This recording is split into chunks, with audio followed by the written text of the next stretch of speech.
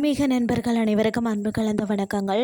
இன்றைக்கு நாங்கள் ஆன்மீகம் சம்பந்தமான பதிவில் திருப்புவனம் பட்டாணி ராவுத்தர் ஒரு அதிசய வரலாறு என்னன்னு சொல்லி பார்க்கலாமா வாங்க.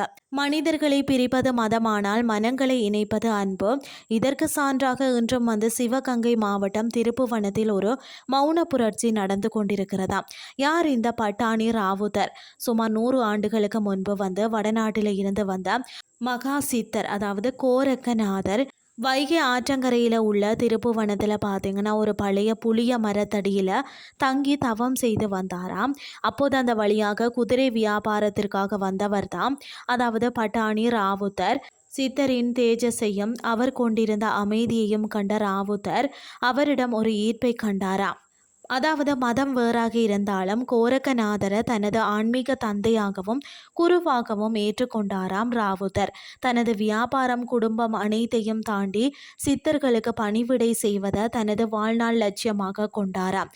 சித்தரின் தவத்திற்கு இடையூறு வராமல் காப்பதும் அவருக்கு தேவையானவற்றை செய்வதும் என ஒரு நிழலை போல தொடர்ந்தாராம். சித்தர் கோரக்கநாதர் ஜீவ சமாதி அடைய முடிவெடுத்த போது தனது சீடர் பட்டாணி ராவுத்தரின் பார்த்தீங்கன்னா பக்தியை உலகிற்கு உணர்த்த விரும்பினாராம். அதன்படி தான் திருப்புவனம் கோயில் வளாகத்தில் கோரக்கநாதருக்கு பின்புறம் பட்டாணி ராவுத்தருக்கும் ஜீவ சமாதி அமைக்கப்பட்டது.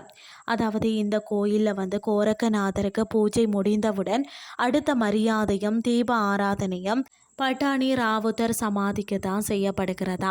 அதாவது இந்த பகுதியில் வாழக்கூடிய பல இந்து குடும்பங்கள் தங்கள் வீட்டு பிள்ளைகளுக்கு இன்றும் பட்டாணி ராவுத்தர் என்ற பெயர் சூட்டுகிறார்களாம்.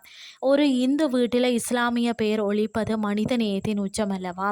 அதாவது தீராத நோய்களால் அவதிப்படுறவங்க இங்கு வழங்கப்படக்கூடிய விபூதி பிரசாதத்தை நம்பி வாங்கி செல்கிறார்களாம். அமைவிடம் பார்த்தீங்கன்னா மதுரை ராமேஸ்வரம் நெடுஞ்சாலையில் மதுரையில் இருந்து 18 கிலோமீட்டர் தொலைவில் உள்ள திருப்புவனத்தில் புகழ்பெற்ற புஷ்பவனேஸ்வரர் கோயிலில் பார்த்தீங்கன்னா மிக அருகிலேயே ஆதிகோரக்கநாதர், அதாவது பட்டாணி ராவுத்தர் தலம் அமைந்துள்ளது.